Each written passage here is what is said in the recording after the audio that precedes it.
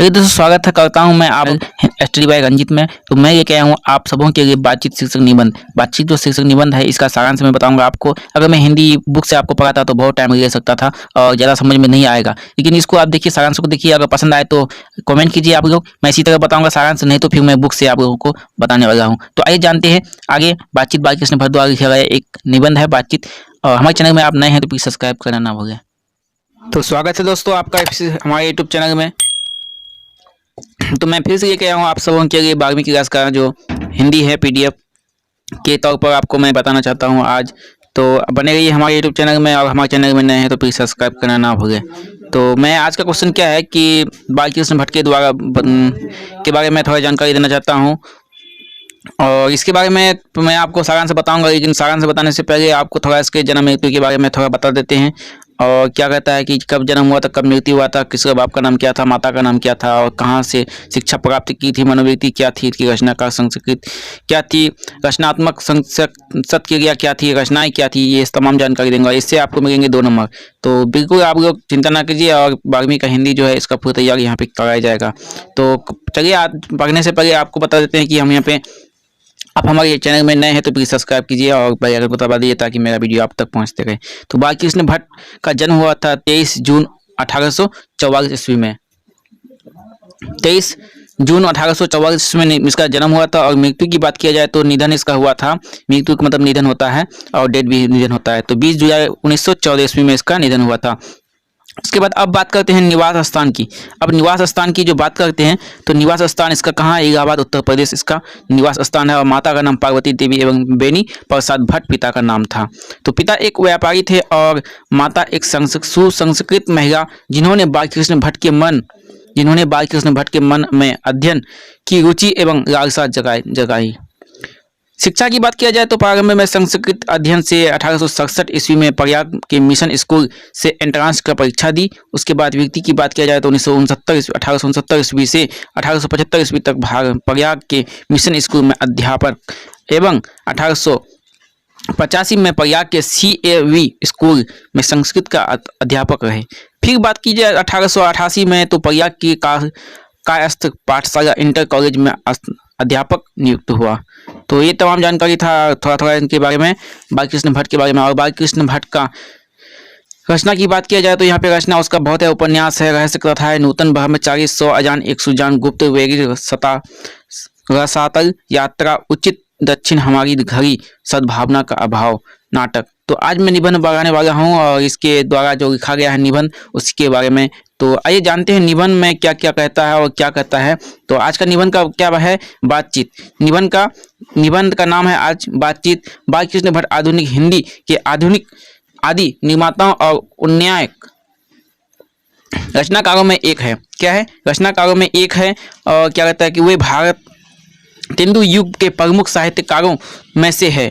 वे हिंदी के प्रारंभिक युग में प्रमुख है और महान पत्रकार, निबंध तथा हिंदी की आधुनिक आलोचनाओं के प्रवर्तक के अग्रणी है। उन्होंने आधुनिक हिंदी साहित्य में अपने प्रतिभागी जनधर्मी का बहुत ही उजागर किया और उसको आगे बढ़ाया। तो आइए जानते हैं इसके बारे में थोड़ा सा और आगे देखते हैं। हमारे चैनल में बने रहिए और हमारे चैनल में नए हैं तो प्लीज़ सब्सक्राइब करना ना भूलें।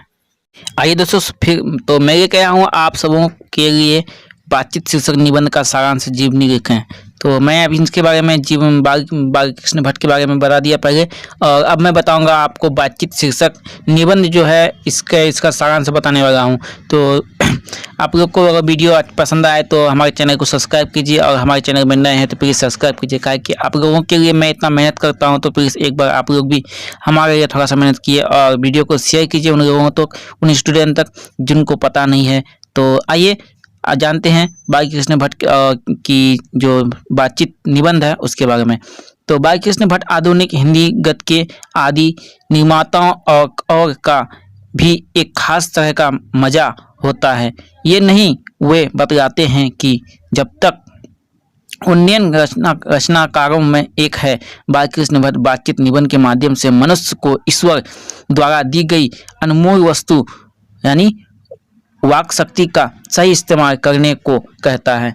तो अगर आपको हम बुक से पढ़ाते तो आपको बहुत लंबा यहाँ पे देना पड़ता है या बताना पड़ता, लेकिन हम सारांश लेके आए हैं बहुत छोटा, ताकि इसको आप समझ लीजिएगा तो इससे भी आप ज़्यादा बना सकते हैं। सारांश का इसका जो जीवनी है इसको ज़्यादा लिख सकते हैं। तो यहाँ पे क्या कहता है कि बातचीत करने की जो वाक शक्ति है इसी के बारे में यहाँ पे बता रहा है। तो इस्तेमाल वाक शक्ति का सही इस्तेमाल करने को बताते हैं। उसके बाद देखिए क्या कहता है कि वे बताते हैं कि यदि वाक शक्ति मनुष्य में ना होती तो हम नहीं जानते कि मनुष्य इस गूंगा है या बहरा है या काना है, क्या है नहीं है, तो इससे पता चलता था। तो यहाँ पे क्या है कि यहाँ पे देखिए, यहाँ पे कहता है वाक शक्ति, यहाँ पे इसको नोट कीजिए थोड़ा सा। देखिए वे बताते हैं कि यदि वाक शक्ति मनुष्य में ना होती तो हम नहीं जानते कि गूंगी सृष्टि का क्या हाल होता। गूंगी सृष्टि को यहाँ गूंगा बताया कौन, बालकृष्ण भट्ट। तो उसके बाद देखिए यानी कवि, सब लोग मानो लुंग पुंज अवस्था में कोनों में बैठा दिए गए होते। ये बातचीत के विभिन्न तरीके भी बताते हैं। और यथा घरेलू बातचीत मन रमाने का ढंग है। क्या है? घरेलू बातचीत जो है वो मन रमाने का ढंग है। वे बताते हैं कि जहां आदमी की अपनी जिंदगी मजेदार बनाने के लिए खाने पीने चलने फिरने आदि की जरूरत, वहाँ बातचीत की भी अत्यंत आवश्यक है। क्या है? बातचीत की भी अत्यंत आवश्यक है। तो जो कुछ मवाद या धुआं जमा रहता है वह बातचीत के जरिए भाव बनकर बाहर निकल पड़ता है। इससे हल्का और स्वच्छ हो जाता है। यहाँ पे उदाहरण दिया गया है कि हल्का भाव और क्या कहता है कि स्वच्छ कैसे बनता है। तो बाहर निकल के बातचीत, जैसे ही हम बातचीत करते हैं तो मुख से जो वाणी निकलती है एक दूसरे के माइंड तक पहुंचता है, मतलब दिमाग तक पहुंचता है, और क्या कहता है कि उससे आदमी को पता चलता है कि क्या कहा। तो बातचीत करने का भी तरीका होता है। तो परम आनंद में मगन हो जाता है। बातचीत मनुष्य जब तक उनका गुण दोष नहीं प्रकट होता। बॉन जॉनसन का कहना है, बॉन जॉनसन, अब देखिए यहाँ पे क्या कहता है कि बॉन जॉनसन क्या कहता है। बॉन जॉनसन का कहना है कि बोलने से ही मनुष्य के रूप का साक्षात्कार हो जाता है। बोलने से ही मनुष्य का जो साक्षात्कार है, उसका साक्ष्य है, वह स्पष्ट हो जाता है। वह कहते हैं कि 4 से अधिक की बातचीत तो केवल राम रवैया कहलाती है। एक मुहावरा है, देखिए राम रवैया, यहाँ पे आप उसको फिर नोट कीजिए, राम रवैया। 4 लोगों से ज़्यादा जो बातचीत करता है तो वो क्या कहता है, राम रवैया कहलाता है। तो यूरोप के लोगों में बातचीत का हुनर है जिसे आर्ट ऑफ कन्वेक्शन कहते हैं। क्या कहते हैं? आर्ट ऑफ कन्वेक्शन कहते हैं। इसको आप नोट कीजिए यहाँ पे फिर। तो इस प्रसंग में ऐसे चतुराई से प्रसंग छोड़े जाते हैं कि जिन्हें कान से सुनकर अत्यंत सुख मिलता है। हिंदी में इसका नाम सुहृदय गोष्ठी है। क्या है? हिंदी में इसका नाम अगर जाना चाहते हैं तो सुहृदय गोष्ठी इसका नाम हिंदी में है। उसके बाद देखिए क्या कहता है, बालकृष्ण भट्ट बातचीत का उत्तम तरीका यह मानते हैं कि हम वह शक्ति पैदा करें कि अपने आप बात कर लिया करें।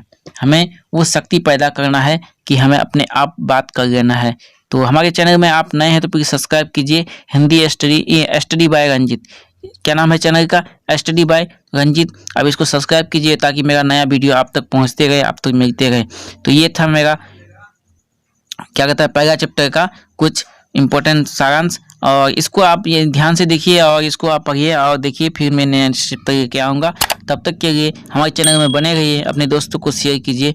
मिलते हैं फिर नए वीडियो के साथ। जय हिंद, जय भारत।